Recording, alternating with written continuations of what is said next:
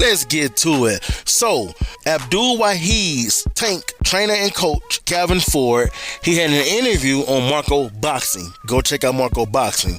Now, during this interview, he said something, and this got the boxing world buzzing, because this statement made it sound like he was saying that Tank would never fight Shakur Stevenson, or at least for right now. He's lying for sure. Now, we don't know that for sure, but that's just how the statement sounded. Now, we'll let you guys hear the clip, but before I let you guys hear the clip, I just want to say make sure you like the video, and I want to get my thoughts about what he said. You know, a lot of people taking it and they're running with it, and they're trying to make it sound like, oh, see, Tank is ducking.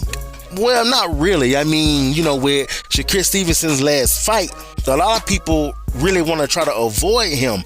And truth be told, this really what Isaac Cruz was trying to avoid when he said that he didn't want to fight Shakur Stevenson. He's lying for sure. So you kind of can't blame him, or you kind of can't blame either one of them for saying that they don't want to fight Shakur Stevenson.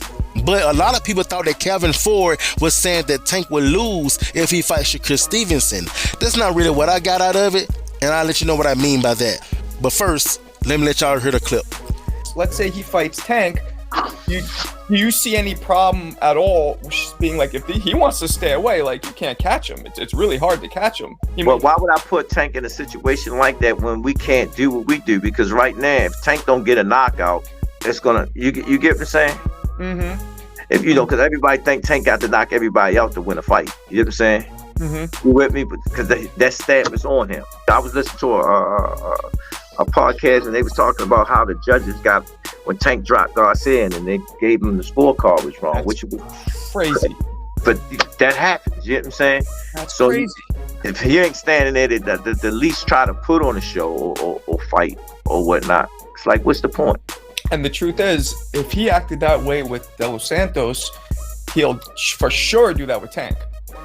For sure. So now you hear him saying that he's not going to put Tank in a situation where then he kind of like cut it off. He didn't really say what he was trying to say. So they got a lot of people wondering, well, you trying to say that he'll be put in a situation where he would lose?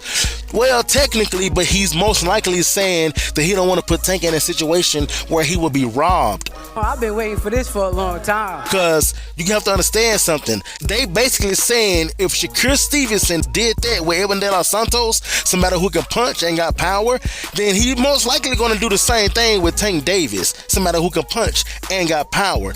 Even Clarissa Shields was like, what is he trying to say? That he think Tank is going to lose? Yeah, but not lose as in getting outboxed. He basically saying, or I assume that he's basically saying he think Tank will be robbed, especially if he don't get the knockout. And the same thing that happened with Shakur and Gervonta De Los Santos, that right there could happen with Shakur and Tank.